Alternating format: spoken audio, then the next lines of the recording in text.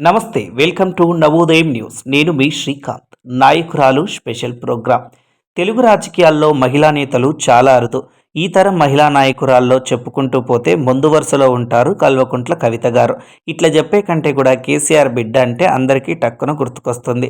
భారత రాజకీయాల్లో తనకంటూ ఒక ప్రత్యేక స్థానాన్ని సంపాదించుకున్న లెజెండరీ పొలిటీషియన్ కవిత గారు.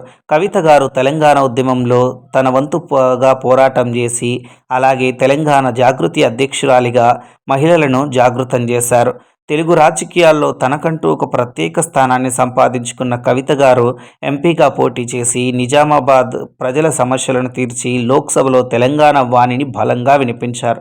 అయితే రెండవసారి నిజామాబాద్ ఎంపీగా పోటీ చేసి ఓటమి పాలయ్యారు. అయినా కూడా ఆవిడ నిరాశ చెందకుండా ప్రజల్లో ఉంటూ ప్రజల తరపున పోరాటం చేస్తున్నారు.